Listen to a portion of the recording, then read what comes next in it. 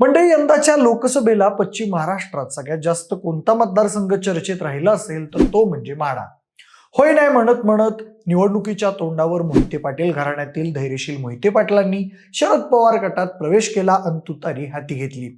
बरं, ते नुसते आले नाहीत तर त्यांनी येताना सोलापूर माढ्यातल्या तमाम बड्या बड्या हस्ती आपल्या सोबत आणल्या. परिणामी भाजपच्या रणजितसिंह नाईक निंबाळकर यांना हरवून धैर्यशील मोहिते पाटील माढ्याचे खासदार झाले. पण त्यानंतर माढा आणि सोलापूर लोकसभेअंतर्गत येणाऱ्या सर्वच विधानसभा मतदारसंघांची राजकीय गणित बदलली. शरद पवारांनी मोहिते पाटलांच्या साथीनं माढ्यात जिथं तिथं महायुतीला आव्हान देत तुतारी वाजवण्याची तयारी केलेली दिसतेय.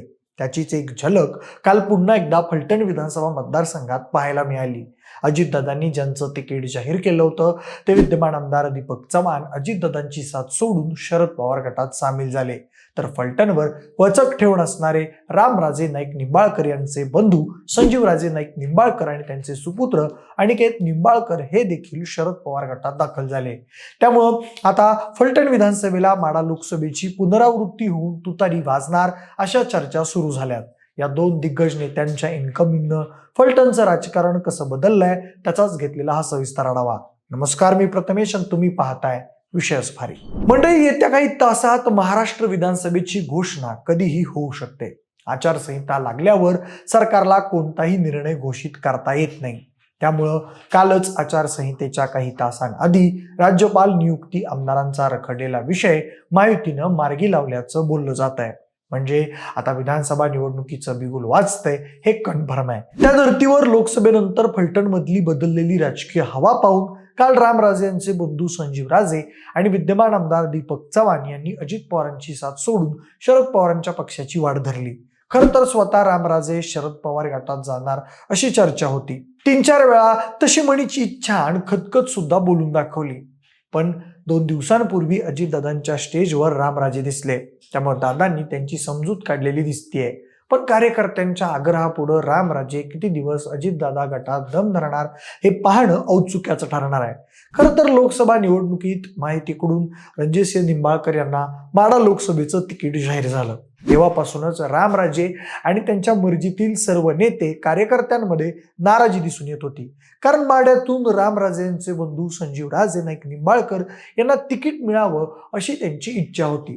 रामराजे नाईक निंबाळकर आणि रणजितसिंह नाईक निंबाळकर यांच्यात कट्टर वैराची परिस्थिती आहे.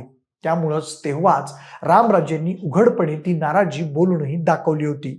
पुढे धैर्यशील मोहिते पाटलांनी नाराज असलेल्या रामराजे यांच्या निवासस्थानी जाऊन त्यांची भेट घेतली आणि माढा लोकसभेची सगळी राजकीय गणितं फिरवून टाकली.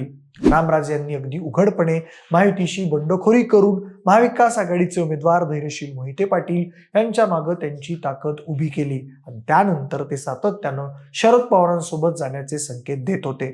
सध्या माढा लोकसभेतील प्रत्येक विधानसभा मतदारसंघात शरद पवारांची ताकद वाढलेली आहे आणि काहीही झालं तरी रणजितसिंह निंबाळकर त्यांच्या विरोधातच उभं राहायचं असा टेक रामराजेंचा आहे.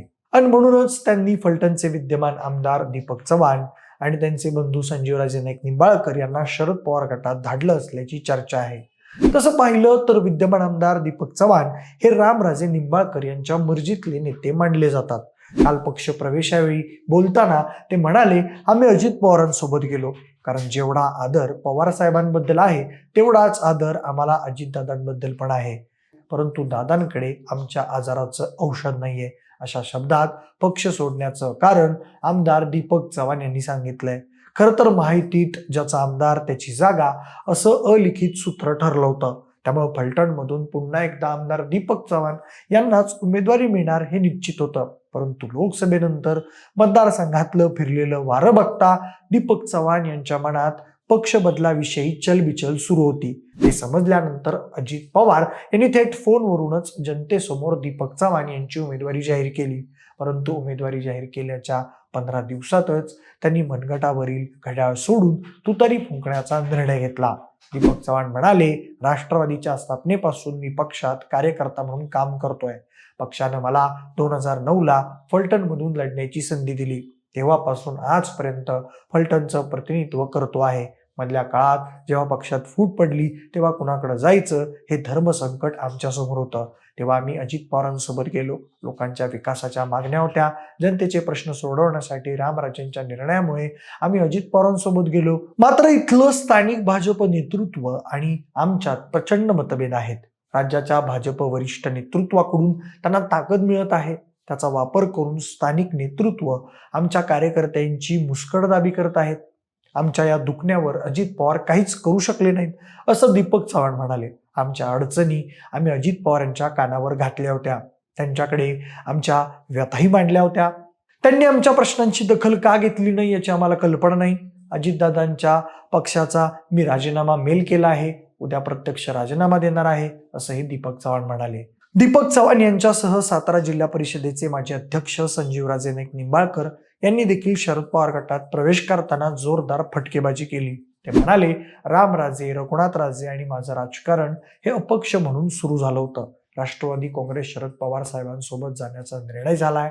मी शरीरानं एका बाजूला होतो आणि मनाने एका बाजूला होतो हे तुम्हाला माहिती आहे. मुळात आम्ही हा निर्णय घेण्याऐवजी कार्यकर्त्यांनी घेतलेला निर्णय आहे. त्यामुळं आपण शरद पवार साहेबांसोबत जाण्याचा निर्णय घेतोय आणि त्याला तुमच्या सगळ्यांचा होकार आहे असं मी गृहीत धरतो. आपल्यावर साम दाम दंडभेद सगळं वापरा असं दिल्लीतील नेत्यांनी सांगितलंय. मात्र त्यांनी काहीही वापरलं तरी आपण स्वाभिमानी आहोत. सातारा हा स्वाभिमानी आहे आणि दिल्लीवर राज्य करणारा सातारा जिल्हा आहे. त्यामुळं दिल्लीसमोर आम्ही झुकणार नाही. भाजपचे वरिष्ठ नेते वेगळ्या प्रकारचं राजकारण करत असल्यामुळे आपल्याला वेगळा निर्णय घ्यावा लागला. त्यामुळे महाराष्ट्र आणि देशाला शरद पवार यांच्याशिवाय पर्याय नाही. फलटण, माळशिरस, मान तालुक्यातील पाणी दुसरीकडे नेण्याचा जो प्रयत्न केला जातोय त्याला आळा घालण्यासाठी आपण हे करतोय असं संजीवराजे यांनी स्पष्ट केलं. मंडळी, खरं तर रामराजे सुद्धा जरी शरीराने अजितदादा गटात असले तरी मनानं मात्र शरद पवार गटातच असून ते काम पण तुतारीच करणार असं बोललं जात आहे. त्यावेळी शरद पवार गटाचे खासदार अमोल कोल्हे म्हणाले, सरकार सत्तेची दिवाळी करण्यासाठी तिजोरीची होळी करायला चाललंय. लोकसभेत मतांची झाली कडकी म्हणून बहीण झाली लाडकी. तुमचा पगार डबल झाला नाही पण तेलाचा भाव डबल झाला हे बहिणीला माहिती आहे. हिरे 3%, हेलिकॉप्टरवर 5% GST आहे, पण लेकराच्या शाळेच्या वहीची किंमत दुप्पट झाली अशी टीका अमोल कोल्हे यांनी केली. उत्तमराव जानकरांनीही लोकसभेला जसा आपण त्यांचा कार्यक्रम केला तसाच विधानसभेलाही करू अशी ग्वाही दिली. मंडळी, निंबाळकर शरद पवारांसोबत गेल्यानं फक्त फलटण नाही तर सातारा जिल्हा आणि माढा लोकसभेतलं वातावरण बदलणार आहे. फलटण बद्दल बोलायचं झाल्यास हा विधानसभा मतदारसंघ अनुसूचित जाती जमातींसाठी राखीव आहे. पण असं असलं तरी फलटणमध्ये रामराजे निंबाळकर यांनी दिलेला उमेदवार विरुद्ध रणजितसिंह निंबाळकर यांनी दिलेला उमेदवार अशीच लढाई चालत आलेली आहे. मागच्या वेळी राष्ट्रवादीच्या दीपक चव्हाण यांनी भाजपच्या दिगंबर आगवणे यांचा पराभव केला होता. पण खरी लढाई ही रामराजे निंबाळकर विरुद्ध रणजितसिंह निंबाळकर अशीच राहिलेली होती. सध्या रणजितसिंह निंबाळकर यांनी माहितीच्या वरिष्ठ नेत्यांकडे सचिन कांबळे यांना फलटण विधानसभा मतदारसंघातून उमेदवारी द्यावी अशी मागणी केलेली आहे. पण सध्या शरद पवार गटात प्रवेश केलेल्या दीपक चव्हाण यांचंच पारडं तिथं जड असल्याचं दिसून येत आहे. कारण शरद पवार, मोहिते पाटील आणि निंबाळकर हे तिन्ही किंगमेकर दीपक चव्हाण यांच्या पाठीशी उभे आहेत. पण तुम्हाला नेमकं काय वाटतंय? यंदा फलटणमध्ये तुतारी वाजणार की कमळ फुलणार? तुमची मतं आम्हाला कमेंट करून नक्की सांगा. जर हा व्हिडिओ आवडला असेल तर लाईक आणि शेअर करा. सोबतच आपल्या विशेष भारी या YouTube चॅनलला देखील सबस्क्राईब करायला अजिबात विसरू नका. धन्यवाद.